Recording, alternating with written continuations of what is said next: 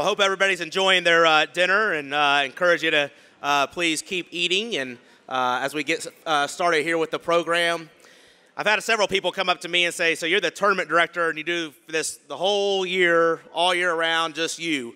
And I said, well, I mean, I kind of just steer the ship. I got a lot of help, and I got 1,800 volunteers that work 25,000 hours.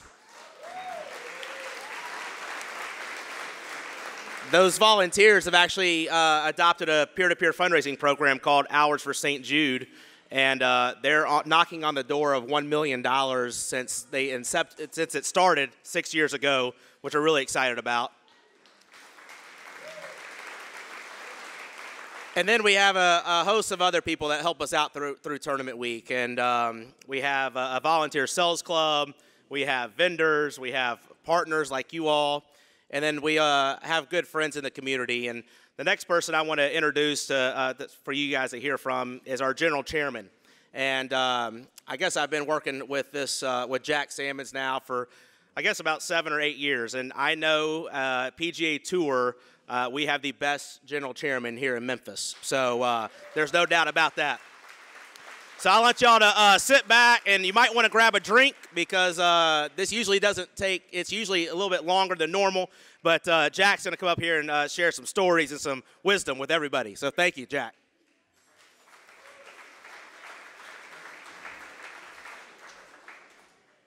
It's good to be back. This is not vodka. Gin. Everybody wants to mess with me about not knowing how to spell brevity and succinct and all these other big words. I could spell delicatessen all day long. It's a little longer, okay? But I try to go by every table and look y'all in the eye and say thank you and say welcome to Memphis.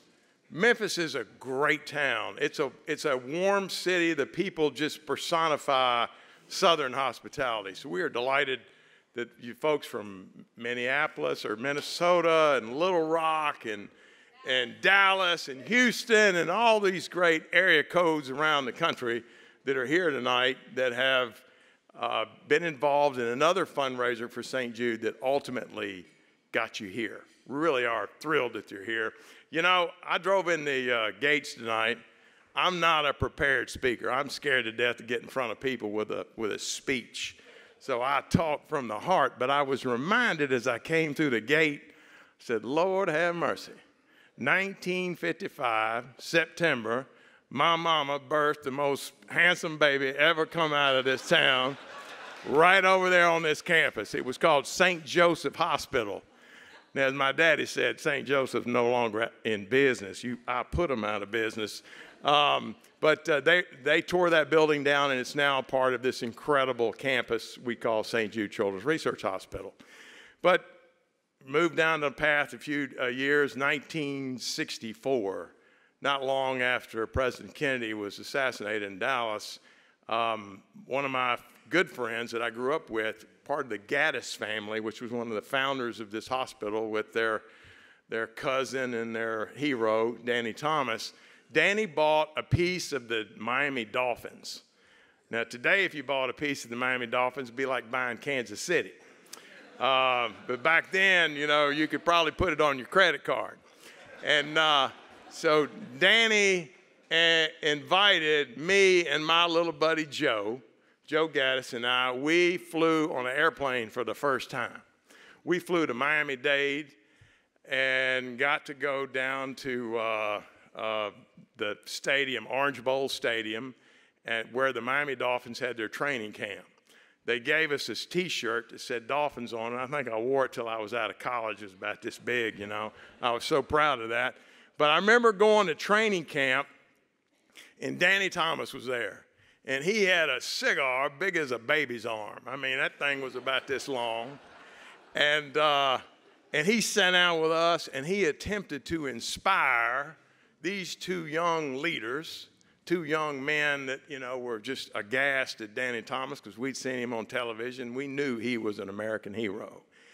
And he told us that the difference between givers and takers, he said, takers usually eat better, but the givers sleep better.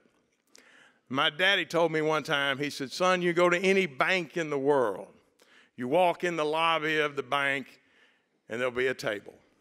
It can be in Ecru, Mississippi, or Shanghai, or Miami, Florida. Same thing. You go in, there's a table in the middle of that big lobby, and there'll be two types of paper. There'll be deposit slips and withdrawal slips. And they got all kinds of accounts. But pretty much a general rule is at the bank, they're not going to let you make a withdrawal till you make it a deposit. Now, this room tonight is filled with a group of people that have made a life of making deposits. This little hospital, you saw pictures there in 1962, was just one building. The annual budget was $1 million a year. Today, it's a multi-billion-dollar enterprise that's curing lives for children and adults around the world. But it's only because of people like you. And I want, as general chairman of this event, I want to welcome you to Memphis and thank you from the bottom of my heart for what you've done to make a difference in people's lives. Last year, I played on a Wednesday and not in the Monday event. JD had me as the first alternate in case somebody got infirmed. So my buddy Pete Pranica, the voice of the Memphis Grizzlies, who will be the NBA champs in 4 years after this great draft that we're about to pull, Pete stumbled he stumbled on something Patrick called a kidney stone. Kidney stones are not a pleasant experience at 5 in the morning when you've got a 9 o'clock tea time. So they asked, JD said, all right, you're up. So I jump in a cart and I run out there, and a young gentleman from Louisiana by the name of Bradley Hamilton is quite a golfer himself, handsome young man as well. And I rolled up and I said, what y'all doing? And he said, we're waiting on our celebrity. I said, son, he just arrived. He just arrived. So here we are. I've been asked tonight to introduce a great American, a man that might not be tall, y'all, but he is large in his presence and the effect that he has on one of the great companies of the world, FedEx. This gentleman is named Dan Mullally. He and his wife, Shirley, have an event every year on the campus of the TPC Southwind, and they raise hundreds of thousands of dollars for the hospital. Dan is the epitome of good health. He gets on a treadmill every day and runs it till the thing burns up. I use treadmills to hang my suits when I stumble in, after consuming Bombay gin. So anyway, I heard the story the day after Christmas that my good friend Dan and Shirley's husband had suffered from a heart attack while on the treadmill. I sent him an immediate text, told you so. Okay? Well, anyway, a week later, the pipes freeze in my house, January 2nd. My house pipes, my wife calls, she's all freaking out, you know, crying and everything. I thought maybe American Express had turned her down at Costco. I didn't know what was going on. So anyway, I'm like, what's up, honey, what's up? And she's trying to tell me that the water is just flowing through the house. She opened the front door and then just furniture's floating out. And I'm trying to tell her how to turn this valve off. That didn't work very well. Ultimately, we had to move to another house. So we rent an upstairs duplex. Hell, at 62 years old, I really didn't think I was going to live in another duplex. But sure enough, I did. But it was fully furnished. All I had to do was bring my clothes, my whiskey, and my dog. And my wife could come too if she wanted to. So anyway, we go to this upstairs duplex. Oh, Daryl's over here going, he's going to be here all night. So anyway, I run up in, I put the key in the door every day, twice a day. I go up the steps, And I noticed when I put the key in the door, I'd just a little bit taxed, you know, from my lungs. I said, heck, I'm 62, I'm old, and I'm fat. That's supposed to happen. So Palm Sunday, I'm at the FedEx St. Jude Classic offices working, and I look out the window. Really? I said, Dan, that's happening to me. So Dan says, son, you need to go see my cardiologist tomorrow. So first thing next morning, I called Dr. McDonald. The good lady at Dr. McDonald's office tells me, Dr. McDonald has not taken a new patient in 7 years. I said, that's God's way of telling me, you're old and fat and you're okay, don't worry about it.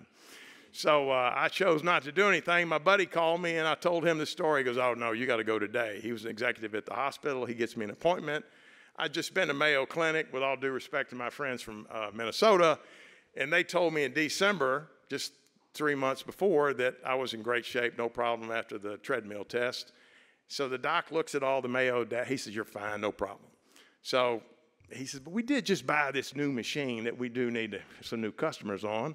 And I go take this test, and sure enough, I got 90% blockage, and I have to go onto the knife, and they operate on me.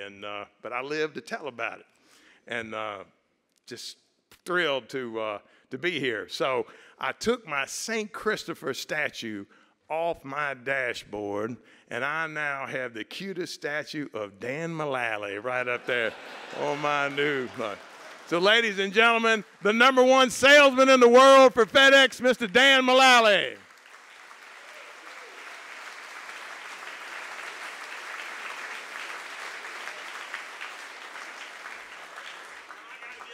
You get a hug, brother. I got to get a hug, brother. God bless, baby. Love you, man.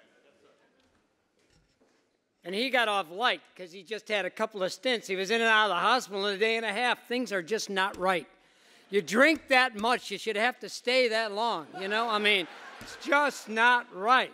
You know, it's not fair, but we're glad Jack is back, and it's really a blessing that we're able to communicate like this and do that. So it has been a kind of a strange few months for me, and I feel great, and everything is good, and back at it.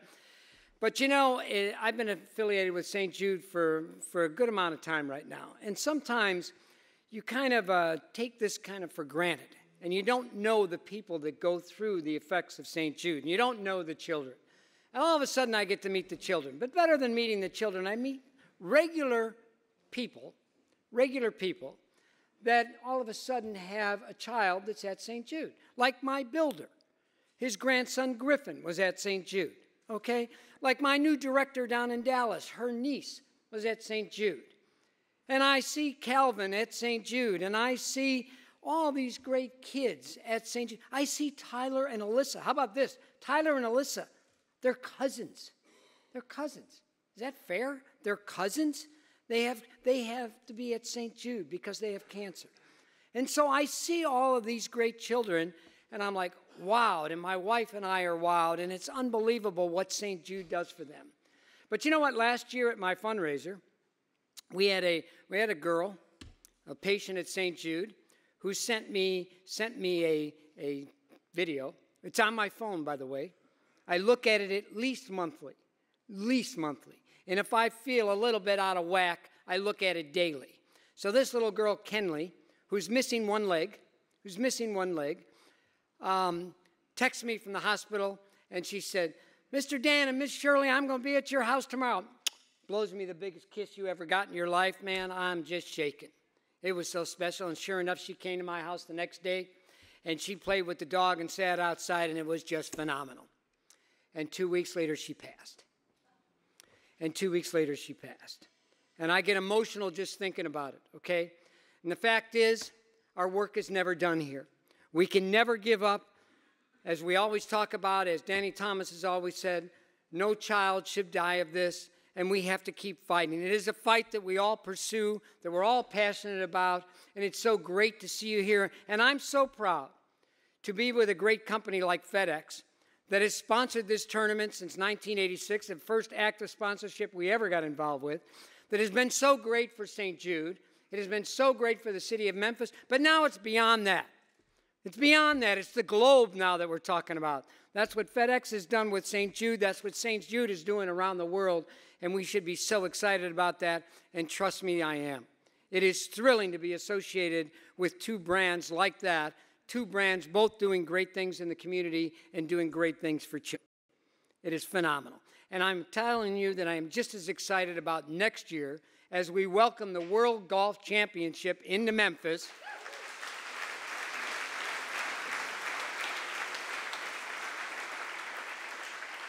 So that the top 50 stinking golfers around the world can see what happens at the greatest children's hospital in the world, St. Jude Children's Research Hospital.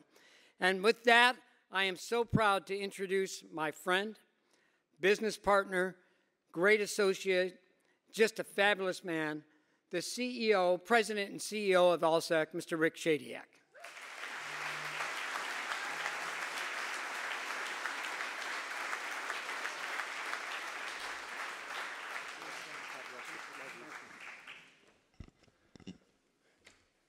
Isn't Dan amazing? Dan's awesome, right? He and Shirley have lots of us over to his house all week, and we're excited to do it again and raise money for St. Jude Children's Research Hospital. And then how about Jack Sammons, right? He's something. Y'all should have heard him talk before he had a heart surgery. You thought he was funny tonight? Because he really wasn't drinking tonight. So Jack's a great guy and someone we're blessed to have as our chairman. Daryl, thank you for all you do for us, man. You've done a fantastic job since taking over for a legend, and you had big shoes to fill, and they're bigger size even now, bud, thanks to you. That's how far you've taken this tournament, so congratulations. So I want to thank everyone for being here tonight. I'm not going to tell jokes. I'm going to be your serious part of the evening tonight because I want to talk to you a little bit about St. Jude Children's Research Hospital. And Daryl and Jack and everyone at the PGA Tour and FedEx, on behalf of all of us at St. Jude Children's Research Hospital and ALSAC, we want to say thank you. Thank you for everything that you do for us every single year. I think about it, kind of like a foursome. It's an amazing foursome, isn't it? FedEx, St. Jude, Memphis, and the PGA Tour. And we've been at it now for almost 68 years in various iterations. When you think about it, it started back in 1960. And just think about the history that we've made and the moments that we've been able to experience here.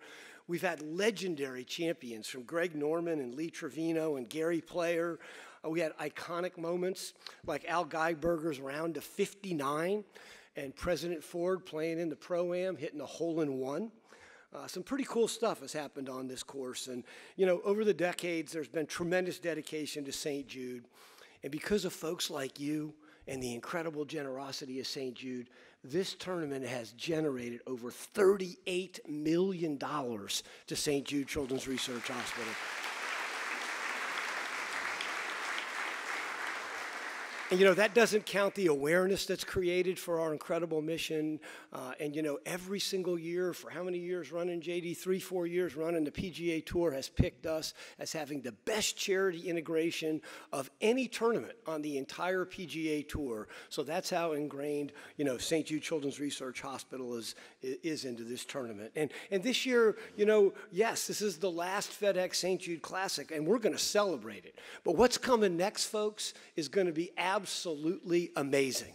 So thinking about the top 50 golfers of the world coming here and learning about St. Jude Children's Research Hospital, thinking about the entertainment opportunities that we're going to have for all of these folks like you all. The price might be a little higher next year, just got to warn you all. But we're super excited starting in 2019. And all I can say is FedEx delivers once again, right? Amazing, absolutely amazing.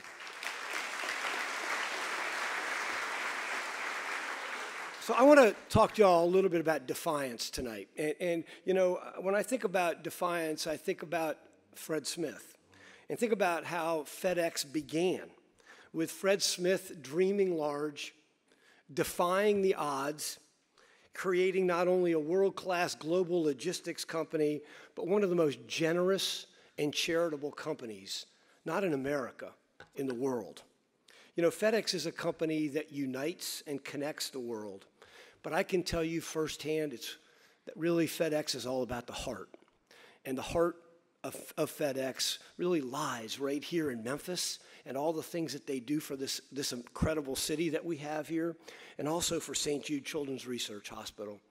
Mr. Smith, Mr. Mullally, all the executives at FedEx, Zach, you guys are absolutely incredible partners. Thank you for all that you do for us. Thank you for letting us tell our story. There would be no World Golf Championships in Memphis, Tennessee without FedEx. There would be no FedEx St. Jude Classic without FedEx, because we almost lost it a few years ago, but FedEx said that was not going to happen. And then the other dreamers that we should think about literally is one that's near and dear to my heart, and that's Dr. Martin Luther King. And you know, it's been a historic year here in Memphis, because this year we marked the 50th anniversary of the assassination of Dr. King, sadly right here in this city. And many people don't know this, while Jack Salmons may have been born on this campus, Dr. Martin Luther King breathed his last breath into the air of this campus, because he was brought to St. Joseph's Hospital, literally just a couple hundred yards from here, which is where it sits on our campus today. And I think about that all the time, that he breathed his last breath into the air of St. Jude Children's Research Hospital, and that he really is living through a lot of our patients and what we stand for here. And you know, I often, over the course of the past 5 months, have reflected on his tremendous legacy and talk about a person that defied the norms of the time, as he really sought an America that was true to its own ideals, that all men and women are created equal. Dreaming for that day for his little children, his 4 little kids, that they would one day live in a nation where they would not be judged by the color of their skin, but by the content of their character. And I think about that a lot, especially given the course of the events over the last couple of months. And I reflect on the fact about how far we still have to go. And then we also should reflect on the defiance of 2 amazing men that helped establish St. Jude Children's Research Hospital, Danny Thomas and Dr. Donald Pinkel. They defied all expectations to create St. Jude Children's Research Hospital. And think about how revolutionary their idea was, that they would treat all kids, regardless of the color of their skin, regardless of their economic circumstance, welcome them into a segregated city, take care of all of them, and then say that no family would ever receive a bill from St. Jude, not for the cost of treatment, travel, housing, or food. Because all Danny Thomas and Dr. Pinkel wanted them to worry about was helping their child survive cancer. That was done 56 years ago, folks. And for 56 straight years, because of people like you, we've held true to that founding ideal.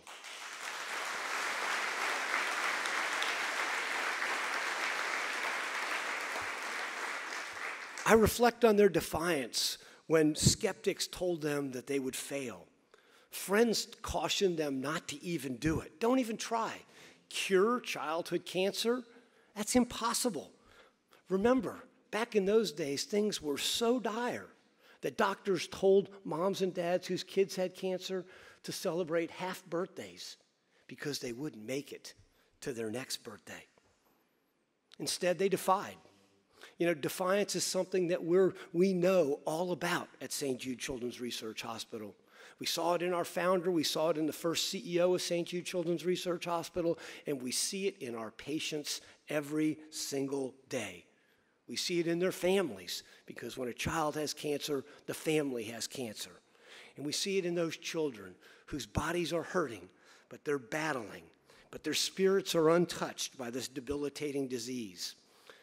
Defiant like Calvin, who 2 years ago was diagnosed with a non-cancerous yet very aggressive brain tumor, one that could cost him his life.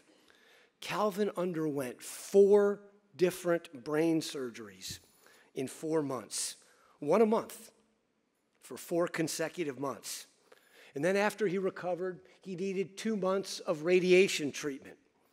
And his mom said that Calvin never complained, This is what Calvin said, quote, "When I woke up out of surgery, when I had to do that radiation, I was actually happy because it was just amazing to be alive." You know, Calvin's brand of defiance is pretty amazing too. It's joyful. You see, this young man just loves to dance. Last year, he danced on the stage at the St. Jude Jam during this very FedEx St. Jude Classic. He was just 7 months removed from his final brain surgery, and more recently from radiation therapy. The face of defiance on Calvin, he wears it with an irrepressible smile. This kid is constantly smiling. He goes down the halls and fist bumps the doctors, and he gives nicknames to his nurses, like, you'll love this, guys: Chicken Wing, Cookie Jam, Candy Crush, and Jackie Chan. You see, it's not just Calvin's smile that's irrepressible, it's every bit of him. So he refused to accept any limitation. And that brain tumor wasn't going to stop him from dancing on that stage last year at the FedEx St. Jude Classic. And brain cancer wasn't going to stop my friend Will either. Will refused to accept repeating a year of school after he had been diagnosed with a brain tumor. He defied it, completed his schoolwork, and he did it whenever he felt strong enough to do his schoolwork, but did not miss any of his school. He defiantly rejected the idea that he would never play golf or basketball again. Instead, he pushed through, enduring lots of challenges in his life, working with a physical therapist, working on endurance, working on his balance, making sure he felt like an athlete and not a kid. Will was brave. He was joyful. He was selfless. He even defied the idea that the attention should be focused on him as a cancer patient. You see, Will battled this for a long time, and he was a lot older than a lot of the other patients here. And he was a lot more concerned about their welfare than his welfare. And I can tell you, so many patients said to me that they looked up to Will because he was such a resilient guy. Will was a true inspiration to me. Will and I had the opportunity to play golf together. Will was a good golfer. I'm not. He played in this Pro-Am and in many other golf tournaments for St. Jude. You know, oftentimes he would play as the pro when we would do the Beat the Pro hole. And Will was the pro, and very few golfers ever beat Will.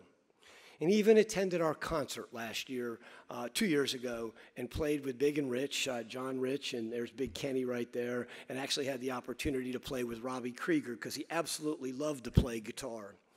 But tragically, despite all the efforts to save Will, Will passed away just about a year ago.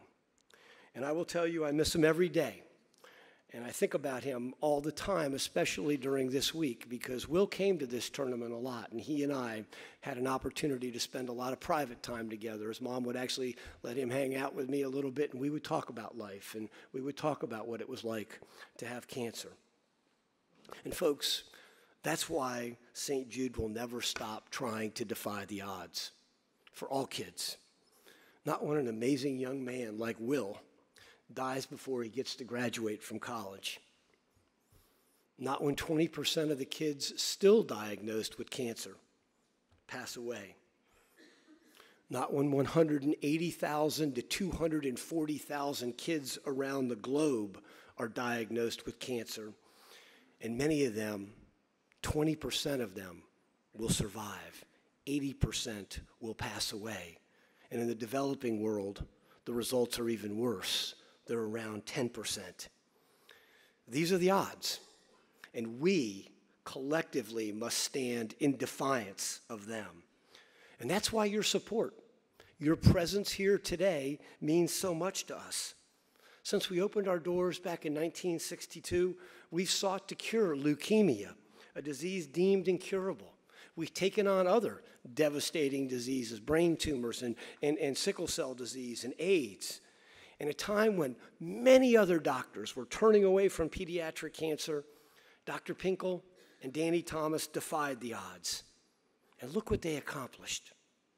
They took an incurable disease, acute lymphoblastic leukemia, that had a survival rate of 4%, and turned it into a survival rate of 94% by defying the odds. And we're going to continue to follow their lead, aren't we? Because despite all that progress, cancer remains the leading cause of death by disease in U.S. kids today. And that's why we've begun construction on a brand new $412 million research tower that, God willing, will house the labs that will lead to the discoveries that will absolutely cure childhood cancer.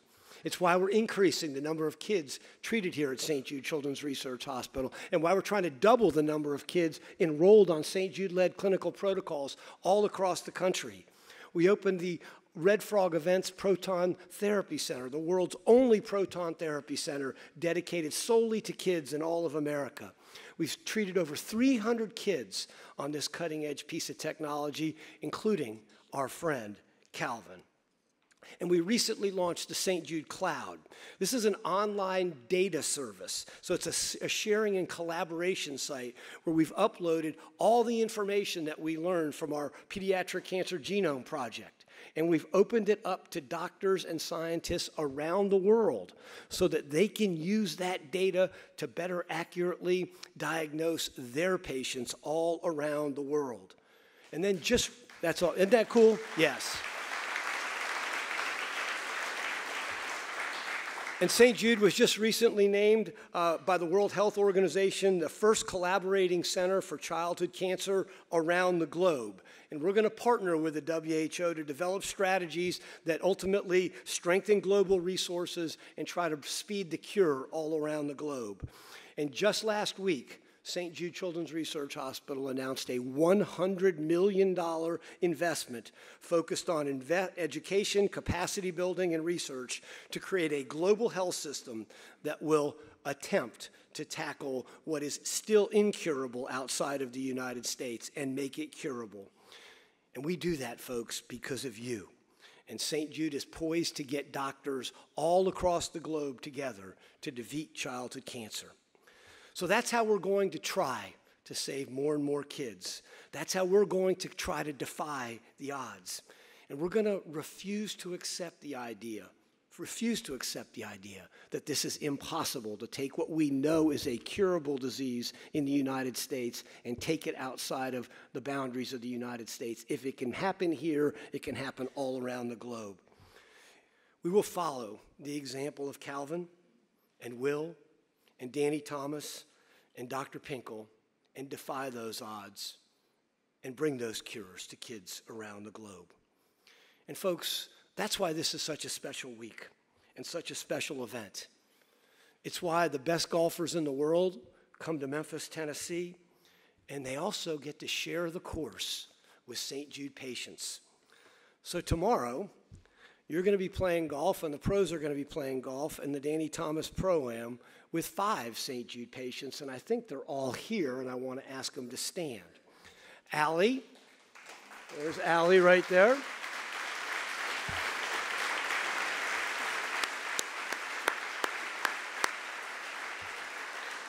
Ben, where's Ben? Is Ben here? There's Ben.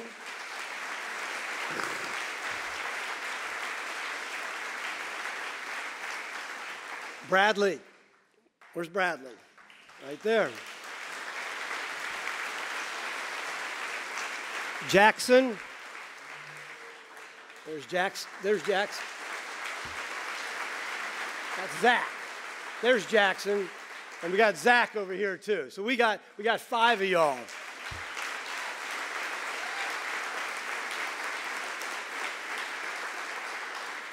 Man, I look at you 2 guys over there, and I've known you guys since you were like this high, and now you're taller than me. There's just something wrong here.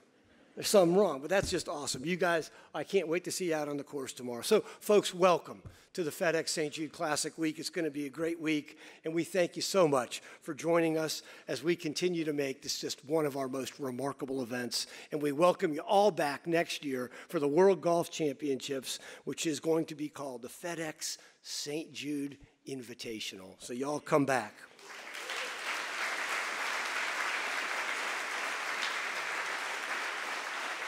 So JD, you want to help me with this? You want to help me with this? Okay, so now it's my privilege to introduce a special guest speaker tonight, Ken Agard. His daughter's going to be one of the patients playing in the Pro-Am tomorrow, but Ken and I have become pretty good friends. This is a CBS Sports executive who has just taken on the mantle of leadership at St. Jude at CBS Sports and just done so many remarkable things for us, including our partnership with CBS Sports. We are, thanks to Ken, we'll get talked about a whole lot during college golf season in September, as well as pro football. Did I say golf? I got golf on my mind. College football in September and pro football. So thank you, Kenny, for that. You also helped us raise a ton of money.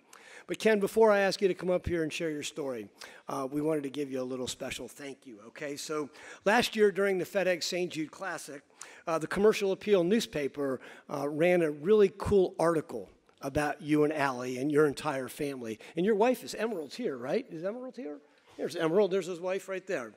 And so they wrote a story profiling the Agard family and the journey that they've been on.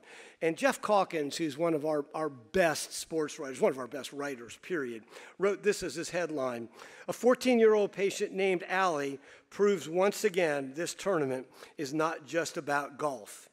And this article goes on to talk about how many people have been inspired by your daughter, Emerald and Ken.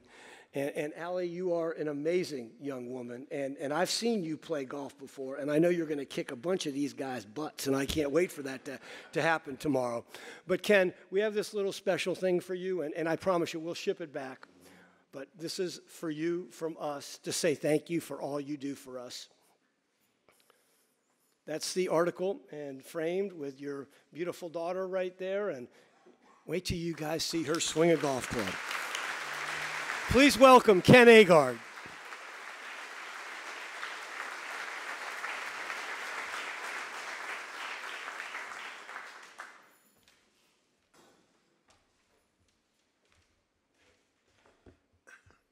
JD, you didn't tell me I had to follow these three guys.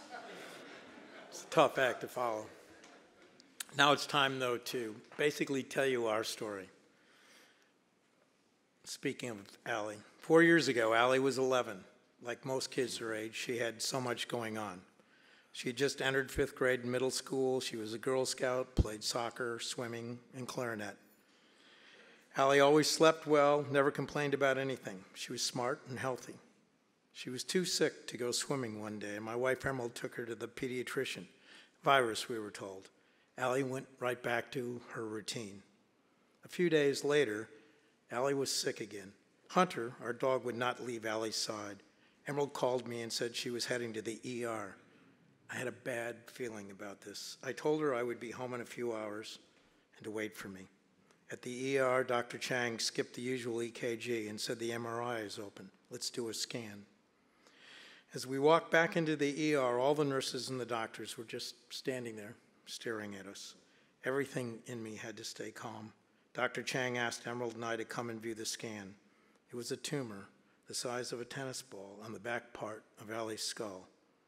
What? How could this happen? Within 3 hours, we were in a neurosurgeon's office at Hackensack Hospital in New Jersey.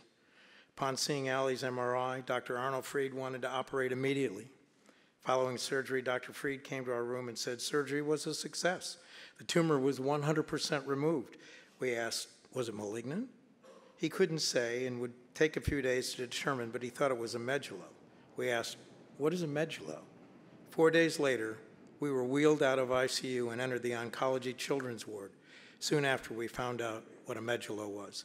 It was a medulloblastoma, the most common of malignant children's brain tumors.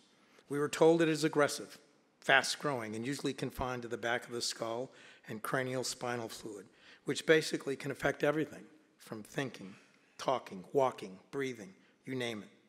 We were like deer in the headlights. After our shock wore off, we knew we had a fight on our hands. We looked for advice, and with the help of one of my clients, Major League Baseball, and their cancer awareness program, we were led to cancer specialists at hospitals like Mass Gen, UCLA, Duke, Emory, CHOP in Philadelphia. Through friends, family, and research, we were able to find and speak with other cancer families. We found all roads led us to one doctor, one place, and that doctor was Dr. Agard, and that place was St. Jude.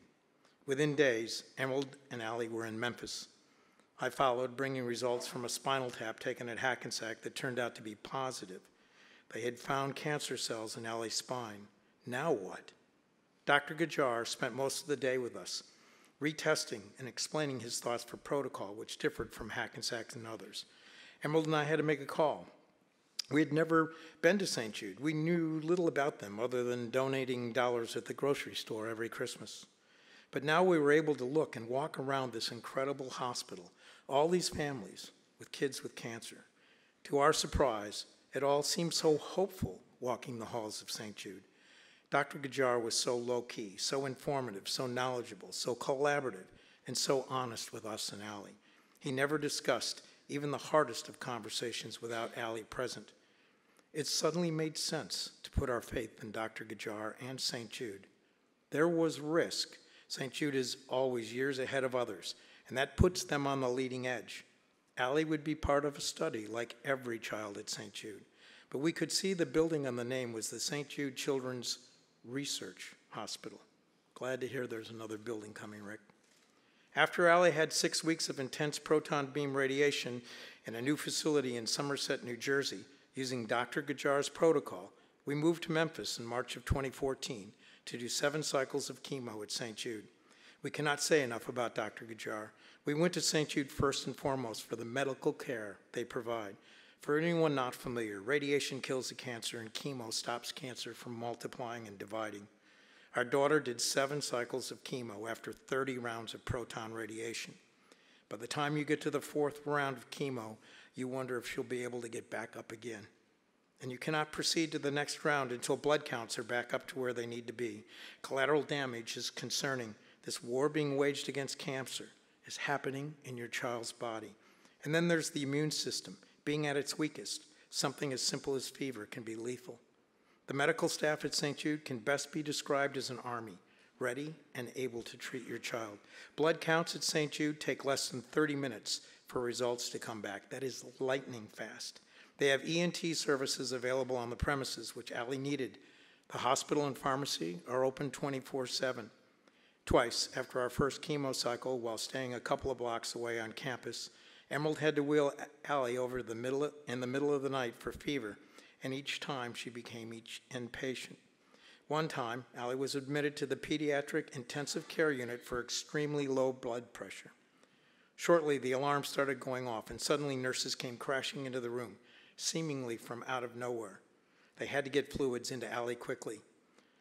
They saved her life that night. During our long-term stay, we lived at Target House, where our care, housing, transportation, and food was no cost to us. Target House is a place where families can gather with friends and other families that are in similar circumstances. It is a place all can relax as well as be entertained by frequent celebrity visitors. Target House was truly our home. Today, Allie is now 15 years old, and we are very lucky. She remains cancer-free. We believe it is because of St. Jude and Dr. Agard. It has been 3.5 years since completing chemo. Allie now returns to St. Jude twice a year, down from 4 times for MRIs, checkups, and evaluations, all again paid for by St. Jude. Allie was here this past April for a checkup. As part of a study, we hope Allie's success will help others. Allie is now in high school. She made the varsity golf team as a freshman.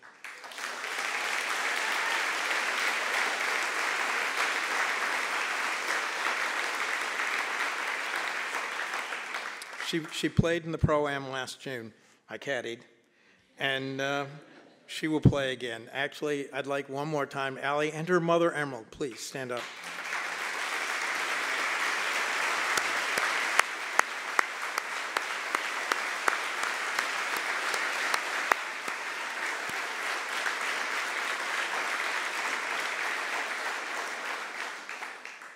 And please thank Dr. Agard. He couldn't be with us tonight, but hopefully he's going to be on the course.